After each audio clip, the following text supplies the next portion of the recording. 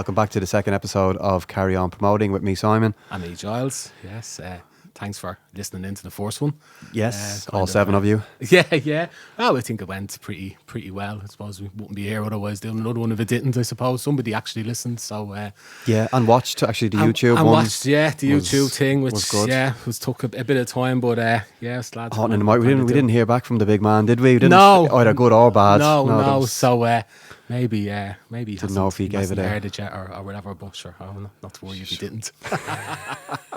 So there we go. So we're here today. I suppose we're going to talk this time about our electric shock parties, which were our kind of our one-off, kind of bigger Saturday kind of gigs. And the main one we're going to talk about is DJ Hell, but we'll get onto that later. But I suppose to talk about our electric shocks, we kind of have to go back to the very start when...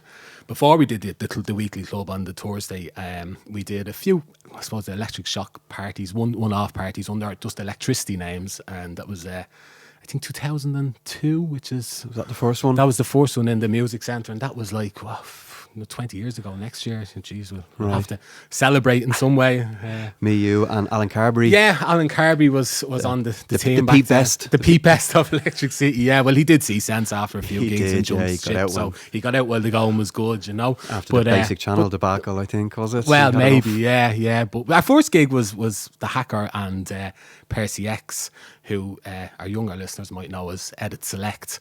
And that, as I say, was in the Temple Bar Music Centre. And I think we loved the Temple Bar Music Centre because we went there, didn't we, as kind of would have caught a lot of punters, gigs and there. we played a few gigs there ourselves, DJ'd there a little bit before it, but still one of my favourite posters. Yeah, the poster was Baby with absolutely the brilliant. headphones on Yeah, it. and Alan Carberry actually designed that, did, didn't he? yeah. Yeah, so that was a favourite. We got The Hacker at a good time. He was sort he did. on Now, the up. I do remember I have the set recorded on a mini disc actually, and I remember coming across. I listened to it probably about 15 years ago now, but I do remember he played some great music.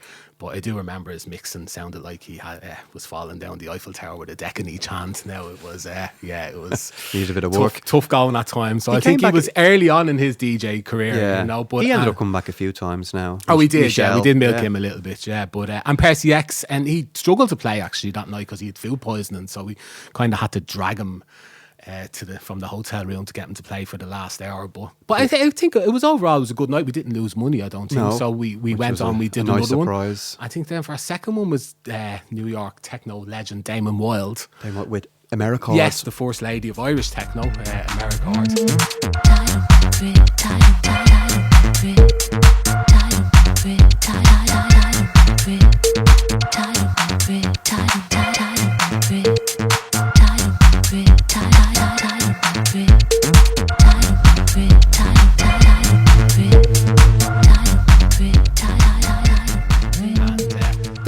Well, too, I think, if I remember. You look back something, you think, what would we think? Somebody guessed. But I don't think he had played then really here much. He might have done a JDP in the kitchen maybe before that, I'm not too sure. But he wasn't someone that was over here much. And it did do well. And no, he's a true techno. Yeah, legend. Yeah. But and then we did Hard Sell, who was this Swedish Nils, Swedish techno looper. Like Niels out of Frasier, I'd be more buzz. Yeah, he was no crack at all. He was training to be a lawyer, wasn't he? And I remember, because there was feck all people there, Transparent Sound played before.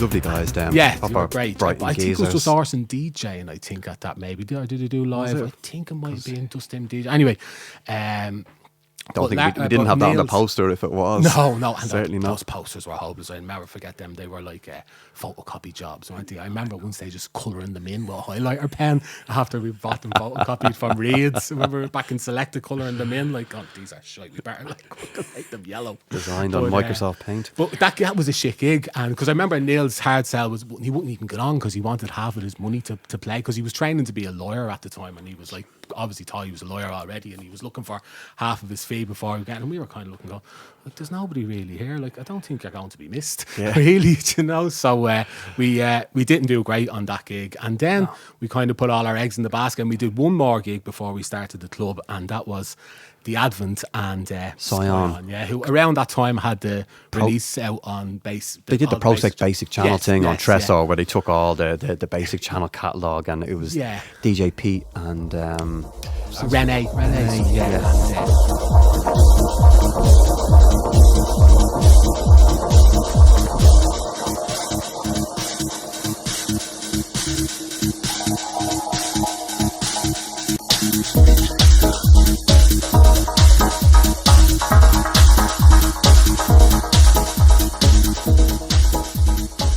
But we kind of jiggled around because no one really knew Scion in here in Dublin as such, but everyone knew Basic Channel. Yes, so our poster kind of said Basic Channel in big letters. Big like size 44 font. Yes, yeah, Basic Channel. And it was so big, I think, remember when we brought them to the venue, we had to go ahead and take down all the posters first so they wouldn't see them, because I don't think we were driving them to Fleet Street car park. I think one or the other of us got out and ran over to the venue. Yeah. Because we had to send on a copy of the artwork to the agent, and we got Carberry, who designed it, to do two versions of it. But we couldn't take the chance, I don't think, because we had lost our boss, and that was probably a make or break gig for us. Had we lost our fucking shorts on that, we probably wouldn't be here talking now. Yeah.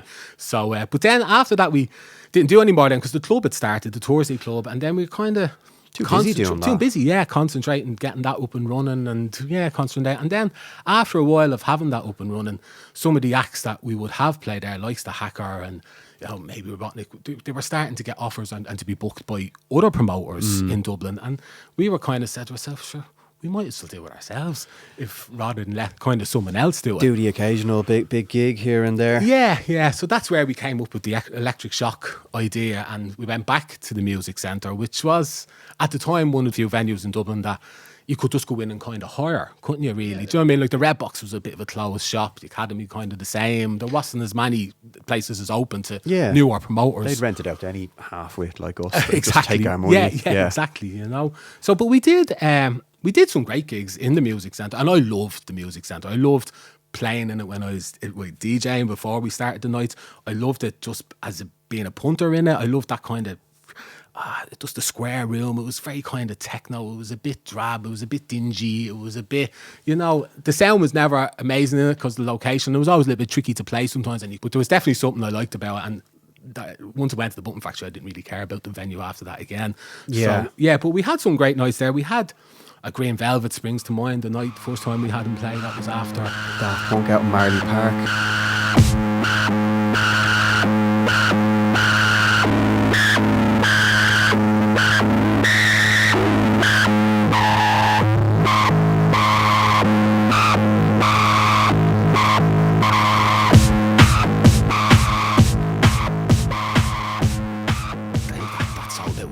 weeks in advance. It was just pure luck that we had Green Velvet the same night as Daft Punk. I had to pick him up from the airport that morning, and he came in so early from Chicago that we couldn't check him into the hotel room. Like you're saying, I was sat there in juries and he's giving me relationship advice for about 3 or 4 hours. I was like nearly going to pay for the extra night in the hotel just to get away from this chap. I brought him actually. Proper preacher, man. I brought him to Daft Punk. You did? The actual gig, yeah. We went out and he'd no jacket with him, and as soon as the slightest drop of rain, that was it. He was out there. Right. He didn't care who Daft Punk, didn't care who was playing. He was like, I have no coat. It's starting to rain. Let's go.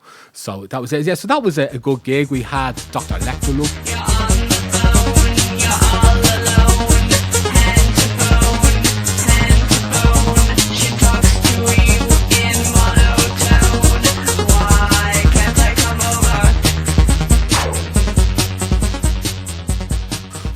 He always high with Dr. Electrolove.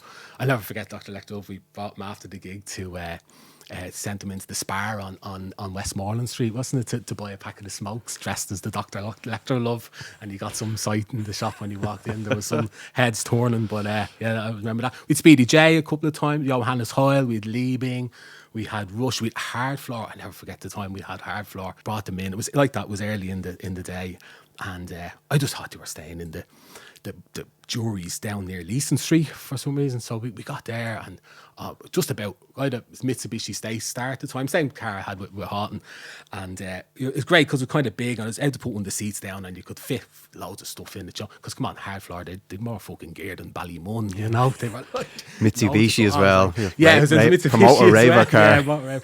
But like they'd fucking 303s, 707s, 808s, 909s. At one stage, I thought I was on fucking Countdown. You know, so like anyway, we get to the hotel. And we get them all the gear out of the car. We bring it in, go to the reception and check in every hotel, the electricity, Electric Conway. Is it under Armstrong? Zenker? Is it under Bondizio? Is it there? Go, no. You sure it's the right hotel, Mr. Armstrong? You sure it's not? Oh, of course it's not. It's the other fucking jury's the one up in the Berkeley Court. So it's all the gear back into the car, back in and back up. So that's what I remember. But they were great. Hardfloor were great, weren't they? Yeah, yes, they were. They kind were of like, you hear it once, but you know what you're going to get. But it's great.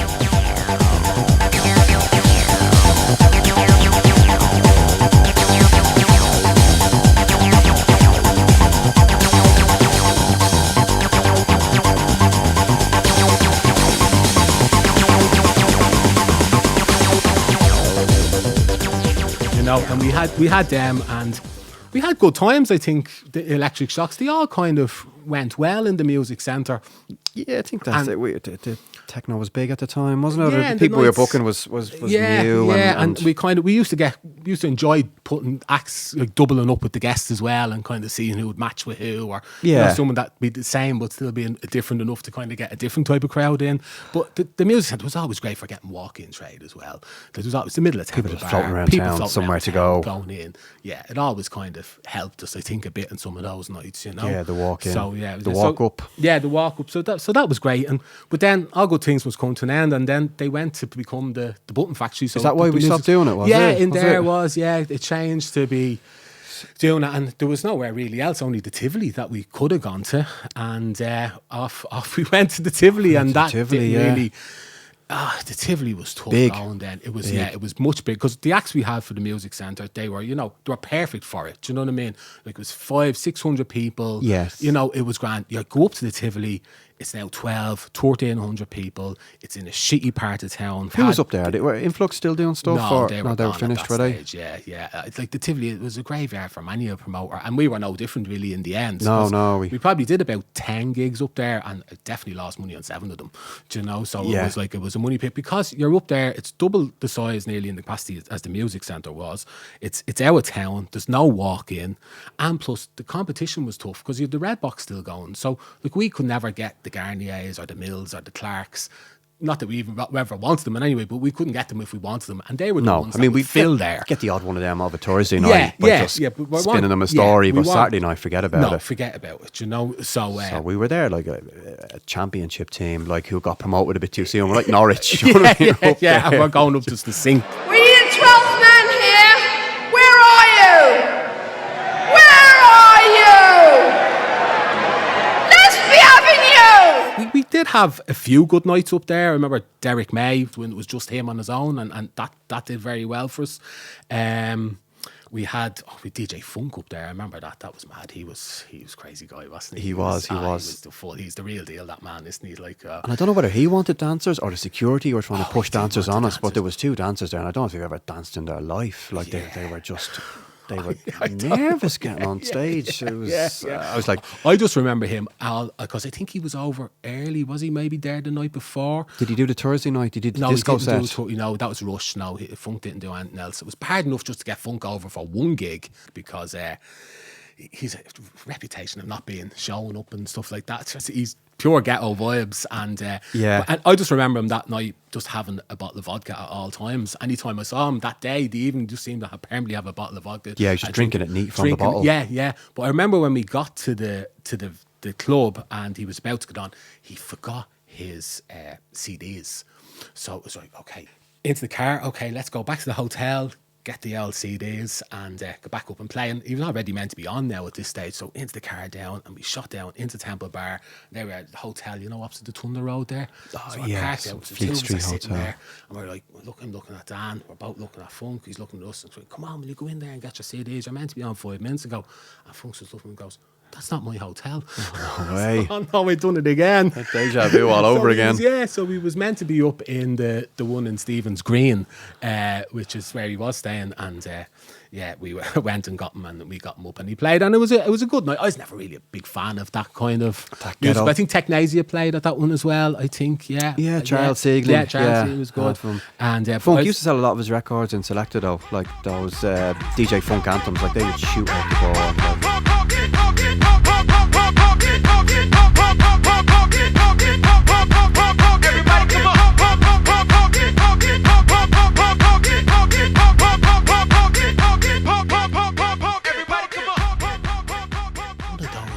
Isn't he, that he just gets certain type of people. They might not be at any other gigs, or maybe they'd go to Godfather, or that's kind of all they. Well, Clark would have played a lot of his stuff, Clark, the kind of that little link between the electro Chicago techno. So and he wouldn't be over in Europe all that much anyway. So there was a bit of a. It'd be rare to see him, because I think we had him booked for the Twisted Pepper when we did the Shocks there, and he didn't show up. I don't think I played for him in the Twisted Pepper, but I don't know if that was somebody else put him on or if it was us. But again, he's bonkers. Yes, he's messy. He's bonkers. He's bonkers. But we had some stinkers up now in there. I remember the night with DJ Rush, the night after he did do the disco set. Yeah, the disco set was brilliant.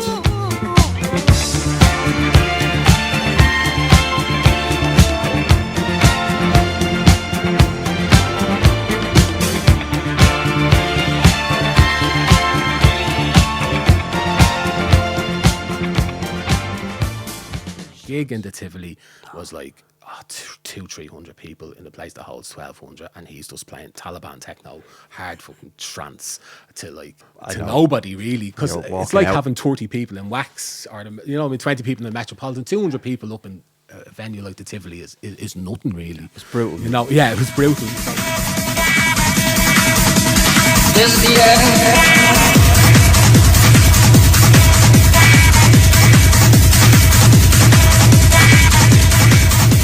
Nights like that, you just question what's the whole point of it. Do you know what I mean? You really wish you were at home watching the late later. Yeah, absolutely. But then see the Tivoli. Then we kind of came to the end of Electric City. So it was around 2008, and we finished the club, and then we had a gig with Matthew Johnson and IF a couple of weeks after. And the club finished, and that bombed as well. We lost a fortune at that. So we were in a position where Matthew Johnson had a keyboard. He looked like Jean-Michel Jarre. The size of thing. I think that cost more than his fee. Yeah. But we were in a position then where we'd no weekly club anymore. Where when we'd lose money on the big gigs, he'd kind of claw back with the weekly, and kind of tried to keep things ticking over. But we hadn't got that anymore. So we were kind of up. We were finishing it on a bad note, and then the Twisted Pepper opened, and they came along and said, well, listen here, do you want to do some stuff here? And we were for once a month, and we were like, yeah, okay, because we were in a position where we were fucking down money, so we kind of had to try a chance to claw back. Yeah. So we did it there, but I think we were on autopilot a little bit. I think once the Thursday club finished for me anyway, that was it. It was over. I then. Didn't get the buzz. I was doing it monthly. The gap was too much. And plus, it wasn't that. It didn't feel like our venue or our team. Our standpoint. But we did have a few good nights in the Pepper. Hardfloor again. I remember being a good night. We had Like a Tim play that night. So he was a proper vanity booking for me now.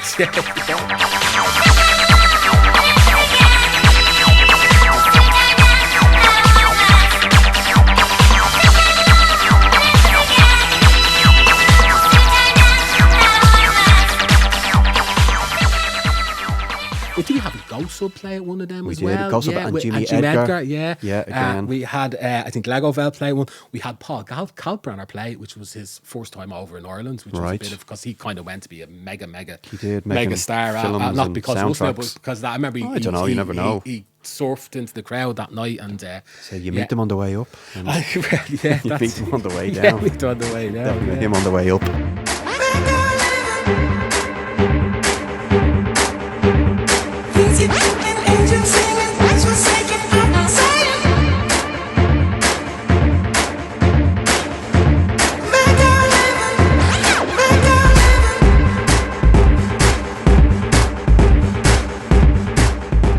few good nights. And then our last ever night was just up in the loft in the Twisted Pepper upstairs. It was just me, you, and Stephen Donaldson playing live to about 60 people, and that was kind of some the kind end of of it. rogue frequency, playing electro. That's right. Yeah. And that was it It was really. We a kind fitting of way to petered go out, out. really. It was I think so. absolutely shambolic. Yeah.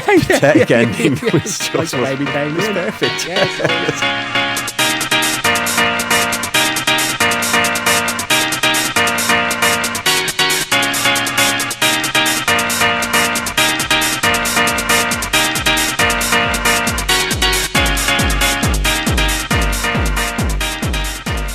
we had gone full circle, and we'd kind of clawed back most of the money we had lost from doing the Tivoli gigs then as well. So I don't think we ever added the whole thing up, though. did No, we? but we I weren't mean, far off. Kind of just.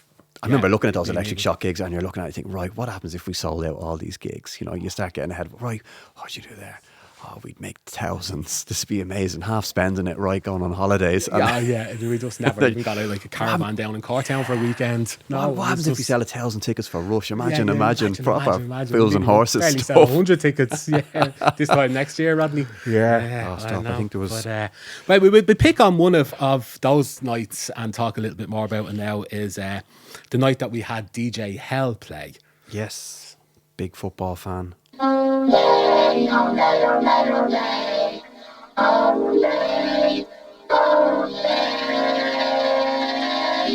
So it was 2007. It was Saturday, October the 13th. I think it was about our 7th gig up there, maybe something like that. We'd done a few up there in anyway.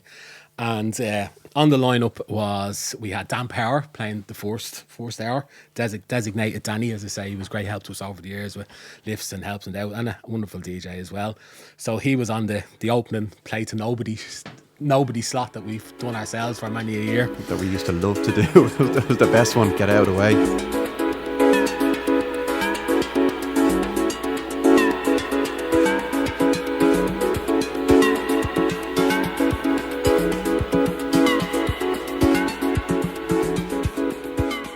And then we had Alexander Robotnick. Maurizio. Ciao Maurizio. Ciao, Maurizio. And the first time we had him play was early days in Electric City on the Thursday. And I remember well, it was just one of those standout memorable gigs. He was great. It was like he was playing the Italo, he's playing his hits.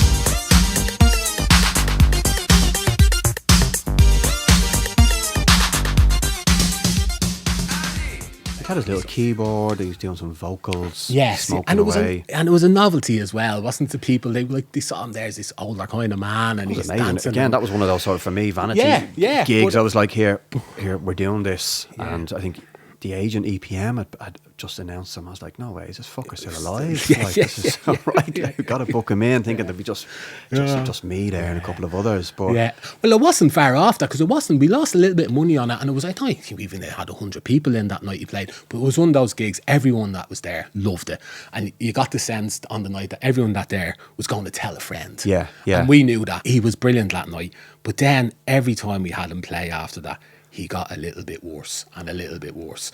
And it was like, he was like your first yoke. He was never as good as the first time. For me, in any way, do you know what I mean? Like, by the time he was up playing at the Tivoli or playing at the Music Centre, he was playing kind of Euro-y kind of stuff. He was playing Benny Benazzis at one stage. You know, he wasn't into the old. We used to call it like, it's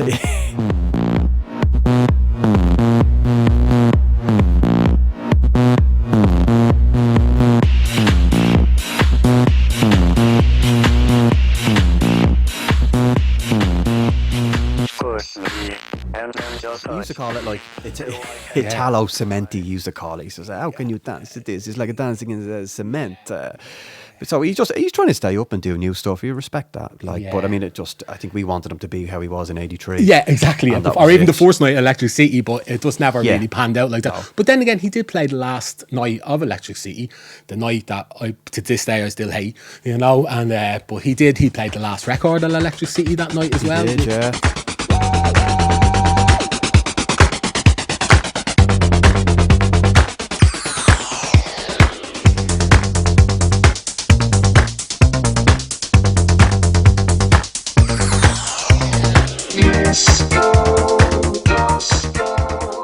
gaff for Oh, dinner. yeah, And I yeah, think at one he was point he great. came back to Dublin and lived here for a few months to For a learn month, did English. he? Wow, okay. Yeah, it was just, Yeah, he loved it.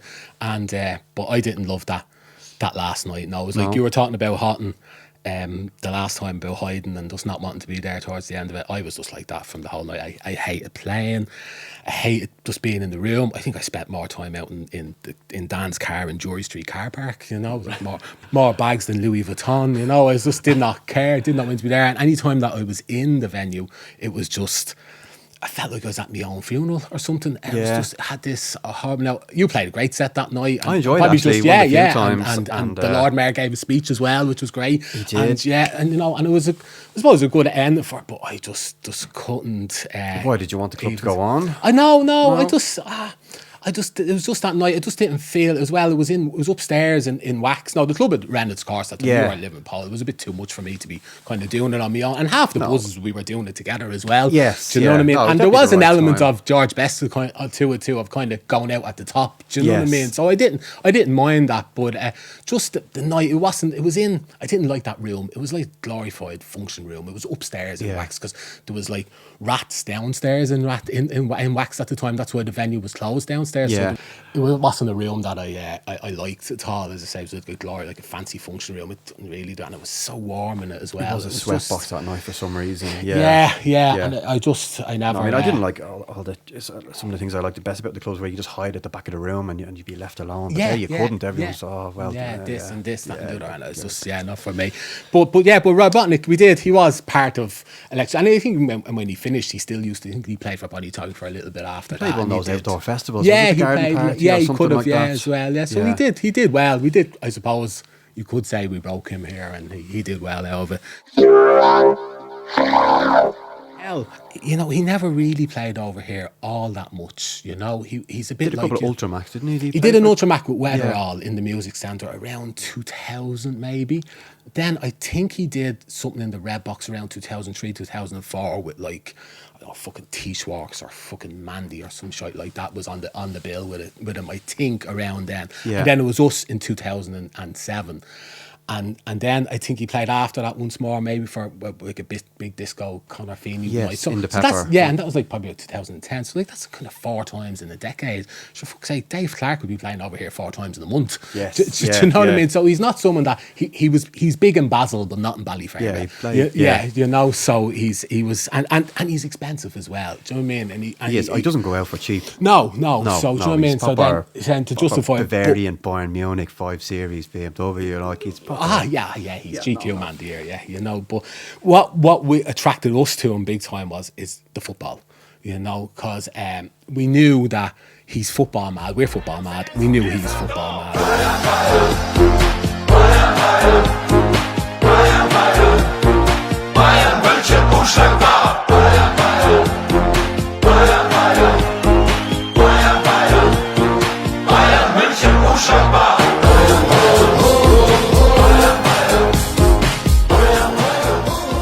He did a tour of Japan while the World Cup was on, and Yes. he's he's a Bayern season ticket holder. He's coached kids at one stage. I think he is a 5-a-side Gigolo team that they play tournaments at Sonar and stuff.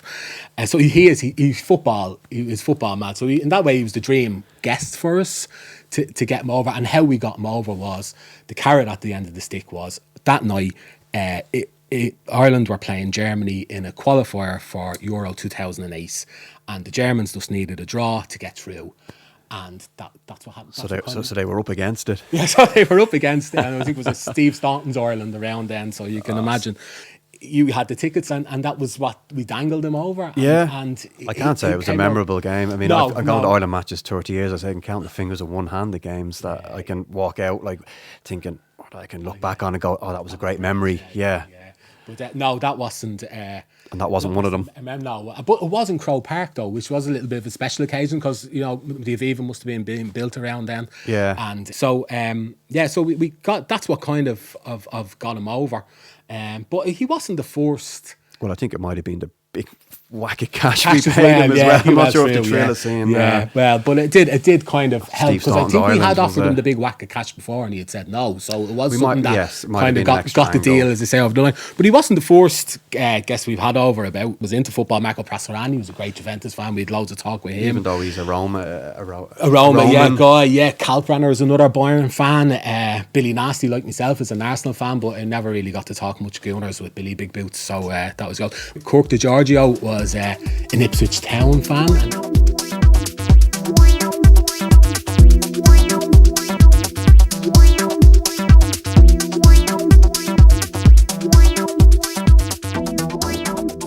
I remember him coming over he wouldn't fly when he played Electric City, so he Okay. got the boat. So he was kind of like our bear camp. He wouldn't, he wouldn't fly. So we always got on better with the guests when they were into the football. Because sometimes you don't want to be hassling them about, what was that sound you made on that record? Or remember that tour tune you mix in on that set? And they just look at you and go, here, fuck off. Yeah, it was always how's your mother, how's your father, wasn't it? It was like we always went for the personal touch with them, or kind of into football, or The little routine in from the yeah, airport. yeah, and we kind of knew by the church and Santry if they were into football or not. that was the point, the threshold. So, but Hell was great, and Hell was so knowledgeable. I think we spent the whole time, because we picked him up that day, and we went for a drink because he stayed in the Clarence, of course, because he was probably staying there in hope of bumping into Bono in the Edge or something, But he stayed in the Clarence, and we went for a drink. When we dropped them back into the hotel, and I remember just asked them about, footballers that were into the sounds or into the gigs, or did he go? And he was like, it was Mehmet Scholl. Do you remember him? He used to Scholl, play yes. playmaker for Bayern Yeah. and Germany, and he was a fan of the music, and I remember finding that really impressive. But you just even ask him about what happened to Pierre Labaski, or these kind of, and he knew he had the answers for every footballer. Oh yeah, he lives down the road from my... Yeah. His knowledge for football was absolutely brilliant, And we had one or two now that fucked up our football, though. Francois K springs to mind there. We had he played, I think, was it the first time he played Dublin when he played the Metropolitan? Yes, it was for Tiny us. little place. We were trying to get him for a long time. We were, And then yes. he ends up he's playing it was a Thursday, obviously, but I'd been over, it was 2004, I remember, not because of the gig, but because I was at the Euros. At the Euros, and the Euros were on when he was playing. Yeah, I was So, over there in Portugal with a few mates, and we had a camper van, so going up and down, catching a few matches. I saw Germany 0, Latvia 0. Oh, exciting. Not a great one. Yeah. I was at that stadium where one end of it was like a cliff face. Oh, yes, I think it yeah, was yes. Sweden might have been playing. But anyway, the day I was coming back, a mate of mine, Gar, who was always more organised, he'd applied in the lottery. And he had tickets. It ended up being, it was Portugal, the hosts, at home to England in the quarterfinals. And he was like, would you not stay for it? He goes, Francois who? I was like, yeah. It's like, who does he play for? Is he like the French fucking centre forward? Yeah. And I was like, no, he's come over now and it's a big deal and all this. So I was like, came back for that. Like, of course, that match ended up being going to fucking penalties. David Beckham, England captain, steps up here. Over the bar. Beckham looks to the spot, but it's the first miss of this shootout. He was looking at the Allen heat isolator. He's going, there's different cables set up on the back of this in the isolator. I don't give a flying fuck, David man. Becky's about to miss a penalty here. Do you know what I mean? When Do you know what's going on? Yeah. And then he said we had the stage up that's- against the wall, because where else going to put it in the Yeah. centre on the Yeah, rotating yeah, fucking yeah. lily We pond? had Do to- you know what I mean? And he's guys, if you put this back so you can squeeze more people in. Say if yeah. you fucking laid off the People- chips, Oh, Francois, yeah. we might squeeze more people in. Just do your sound check. There's a match on. He was like being trapped in a bad Woody Allen film. I know, I was just annoyed because I was missing out on this match of matches. No, but I remember saying that about the Royals, because we had to get a DJ Royals because we wouldn't fit in the little DJ. Yeah, you booth in wanted the an Metropolitan. isolator and a And special this, mixer and it and- was like, it was up against the wall. And I was like, is this because we can get more people in? And I felt like going up and saying at the end of it, like, mate, we'd only 120 people in. We could have fit more in. I should have pulled the thing out into the middle of the dance floor, and you could have done a concert in the round. Yeah, you could have know? mixed your Sting. If you love somebody, set them free. Into, Into Maurizio M4. yeah, into, with a bit of drum and bass down afterwards. Yeah.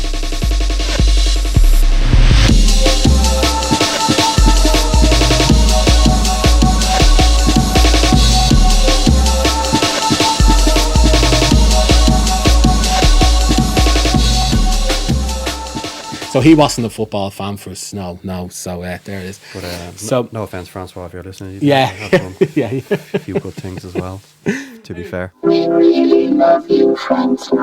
The gig itself, then, well, fuck, it goes down in history for us because it was the most expensive gig we ever put on.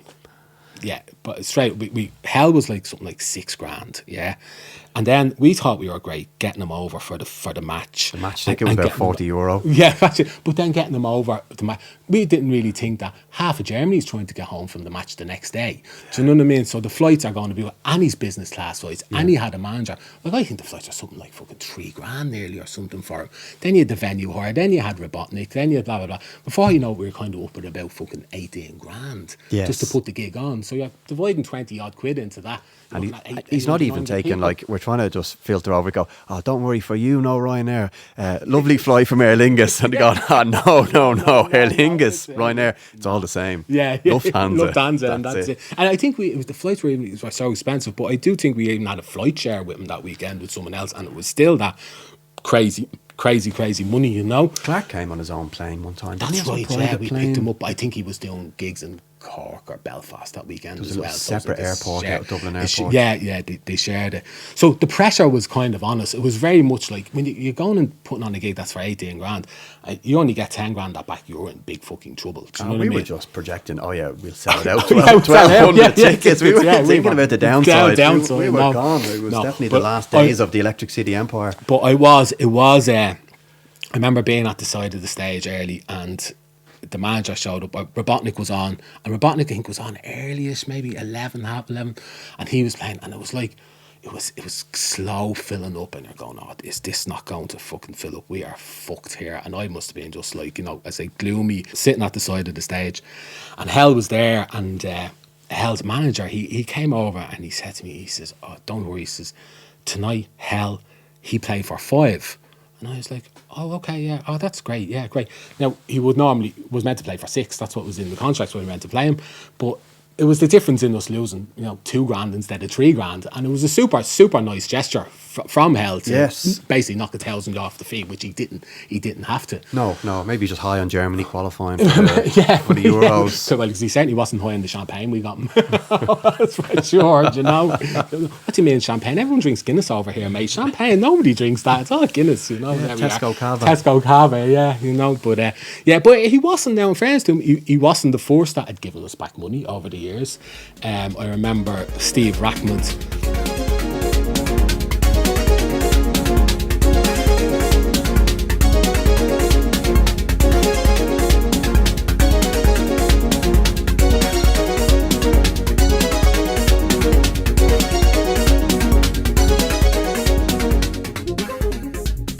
When he played once in Traffic, it wasn't that busy, and he didn't take a fee from us, so he just took expenses and stuff like that. Christian Smith played in Wax one night. I was surprised he gave us back money because we didn't give him a lot of money for him to give it back to us in the first place. Yeah. So he threw us back something a little bit small when he saw, and it wasn't even that bad for him, I thought. Him.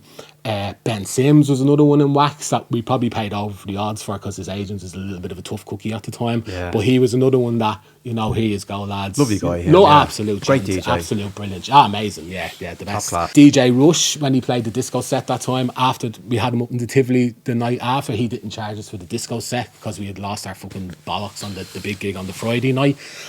Alter Ego, we were due to have them play. That was a royal fuck up. Oh, that was a royal fuck up. Very particular rider.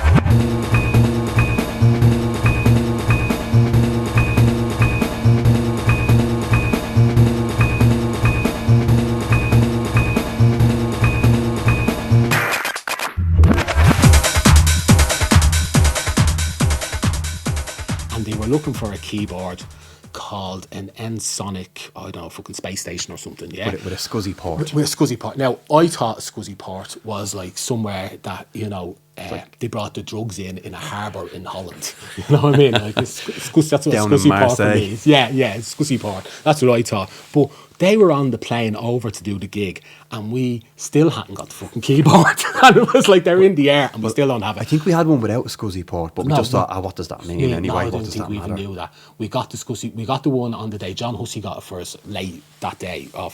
We got it off, but good old John came good, and he got it first. And we got it to the venue and they came to do the sound check, and that's when they said there was where's the fucking Scuzzy port, and they needed to plug something in it to get their sounds to play. Yeah, that. And we're looking at them going, "What you on about fucking Scuzzy port? Like, you're lucky we got you a fucking keyboard, mate. Like, why is Just make Scuzzy it- fucking port? Make it work. Yeah, just play it for you, whatever." Yeah, so they couldn't play. They couldn't do it. But they were so sound about it, and they didn't take any money off us, and they didn't charge us when it was our fuck up. We should have still paid them. But Oh, we should have, yeah, it was absolutely. embarrassing. But they wouldn't take it, you know. So they were Lovely they guy, were yeah, they Roman were and Jorn. yeah, Jorn. They were and great. I wouldn't mind, and but like we'd both be massive fans of Alter Ego Absolutely. for years. Like of all the people to fuck it up, do you know what I mean? We I think they know. could have made a balls of DJ Rush's Rider or Yes. something. Do you know what I mean? You wouldn't even notice. Yeah, Mistress Yeah, Barbara. Barbara. Yeah, sorry, we've no decks. No, sorry. No, Can't play yeah. tonight. But I think they all knew we were genuine enough, and they knew we weren't fucking Genuine shoving it up our half-wits. Yeah, but they knew that we weren't shoving it up our nose. Oh no, hang on, that was the night Green Velvet gave us the money. Sinners indeed. Yeah, Sinners yeah. indeed. But yeah, so there was legends, I suppose, all of them, because none of them had to. No, well, a lot of them to- came back as well, so it wasn't. It was nice. On the night, in the end, we had about, I think, 700 people in. Should have bought players in flyers to Joe. Croke Park, I think. Yeah, hindsight, yeah. just handed them out. And it was one of them where everyone that was there had a great night. There was 700. There was enough that it looked busy, that the night was a success. Wasn't embarrassing. Wasn't yeah. embarrassing, but for us, we were In the down hole. still a couple of grand, which it wasn't too bad considering like 11:30. It was looking like we could have been screwed forever. Yes, It yeah. did. It got this kind of late rush, I remember, and they come kind of 1 o'clock. It was everyone was kind of in. that Giving was Hell going the to be keys to kind your of- Mitsubishi. Yeah, yeah. But we did drop Hell back that night, myself and Dan, after it. Hell had acquired a lady friend, you know, with him from the gig. So here we are in the case. So here we have Hell, you know, this, you know, international DJ Gigolo, one of the nicest, one of the bestest, coolest label around. You know, he's doing releases with Puff Diddy Diddy Daddy. He's, you know, playing Versace after shows with Khalees. You know, he's Doing stuff with he's Brian this, Ferry. In England it's a moment, one nation in a groove, of music and emotion. Oswald Boateng jocks on him probably, you know. It's like, you know, it's this GQ man of the year, and here he is with his lady friend. I said, "Oh, what's the story? What do you do? And what are you up to?" And she's like, "Oh yeah, and my name's Sharon, and I am my own beautician's out in Swords." I was like, "Okay, right." So we have a mix here, and she's in the car going, "Yeah, did anyone see the X Factor tonight? Did they?" They're just looking and going, "Oh right, yeah." So I remember when they got out and I was getting stuff out of it, and there was the champagne. We had gotten the proper Dom Perignon in the end. Yes. And there was but we went the next day and we picked Hell up.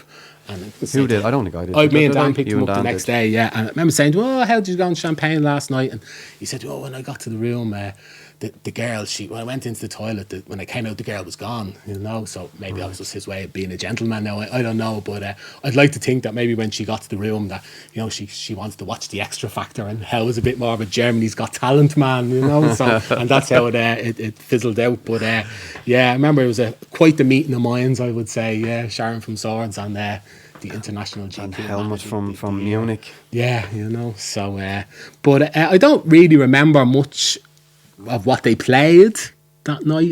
That's probably true of most nights when we Yeah, were yeah, there. The especially last thing those you were kind of doing was bigger listening to nights. what anyone was playing. yeah, especially those bigger nights, because there's so much more running around and Two guests stuff to and worry about. driving I and- think, you know. Yeah. I think Same. Gigolo would have been, wasn't maybe in its absolute height really at that No, stage, was it? no. I mean, I think 2000 and when we were Sonar at that time, do you remember we went to that we went to Moog Moog, gig yes, and you had and Kitten Kitten and and Tiga Aphex and and- this tiny little sweatbox. Yeah, That was yeah. brand new. They were Yeah, that was a hammering peak, them out. wasn't it? Every night with my star friends, we eat caviar and drink champagne, sniffing in the VIP area. We talk about Frank Sinatra. You know Frank Sinatra? He's dead.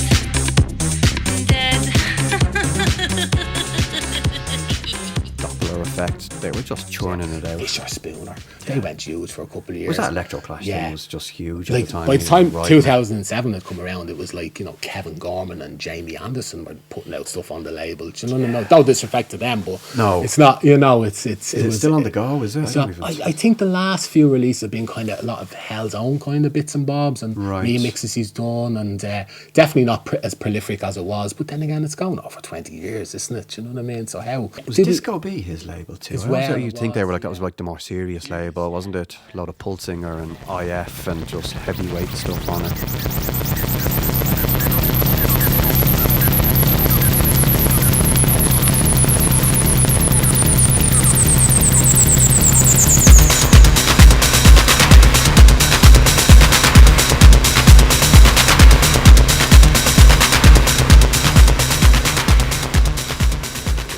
And we had a few Gigolo acts over, didn't we? We had Dave Coretta play. Well, we had Hacker Vitalik.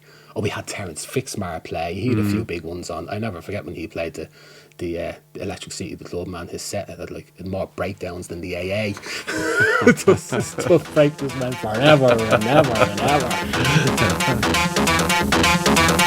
Here's a show in the past. In the past, when you might be different.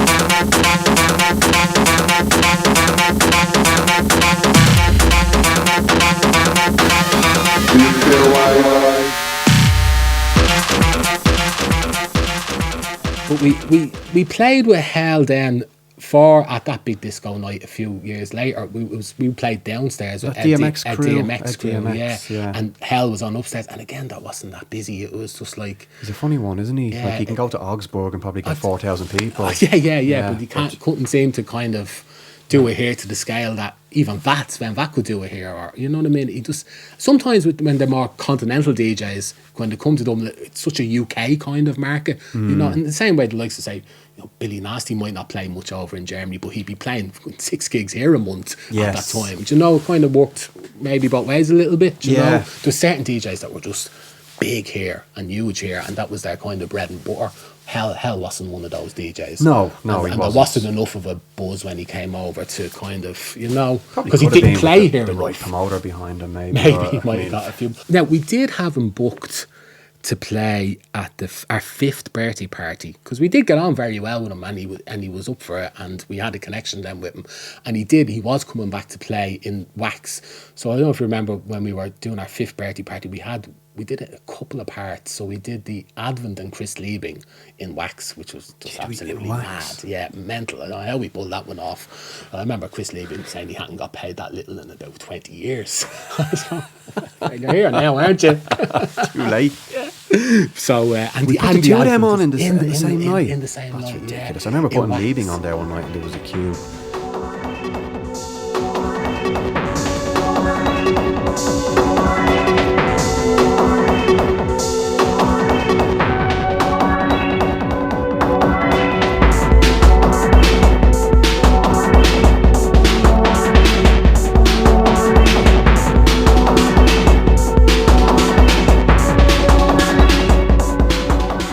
We had Hell to play around then, like a 3-hour set, and he was genuinely sick and he had cancelled a load of gigs, Right. And he was hoping to use our gig as his kind of comeback kind of gig, and he failed a Right. fitness test really. Was that Mode Selector we got in instead, or who? No, that was the 4th birthday. Right. Was Mode Selector, and they loved it actually. Mode Selector, they always Yeah. wanted to come back and play again. They didn't wanted fancy champagne just to spray over the crowd. Yeah, the at crowd. the end. Yeah. They're a great crack. I hung out with them for the day and had great times with them. Yeah, funny they're good guys. buzzers. Yeah, they are total buzzers. So, but Hell was sick, so that would have been nice to kind of get him back into the club, into the smaller place for to do a kind of a 3-hour set. And Do something a bit more intimate. yes, yeah. boutique. But alas, he was sick, and it never really happened. So I think that's probably about it into our world of electric shocks and DJ Hell for this episode. Yeah, just keep it small. Don't do the big gigs. Just didn't.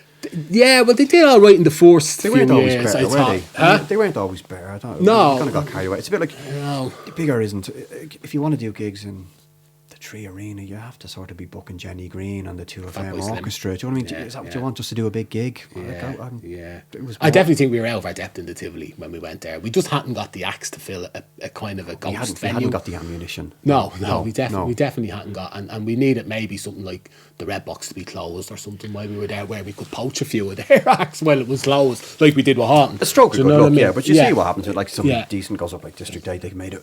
They made it. Do you know what I mean? They should absolutely. But they turning made people because away. there was loads of them. There's a few of them involved in it. You know, it was always ever us. It was only the two of us. Yeah, really. like And it handing wasn't out flyers enough. outside the music centre. Yeah, didn't enjoy it as much in Twist Pepper as to say. It was just we'd lost the love for it a little bit by then, Yeah, and we were yeah. kind of just coasting to try and just claw back a few bob, so we didn't have to go to the credit union. Yeah. Basically, Again, having a few problems this week. Yeah. So, but I did love the ones we did in the music centre. Now Yeah. I loved it. I loved that venue, and I loved the time that we did do them gigs there. Now they were my favourite electric shocks for sure. You know, so there you have it. So thanks for listening. If you're still with us again, and I'm sure we'll come back another day and do another bash at doing something. God knows, but for now, thanks for listening, and Thanks for listening. EC to the grave. Indeed.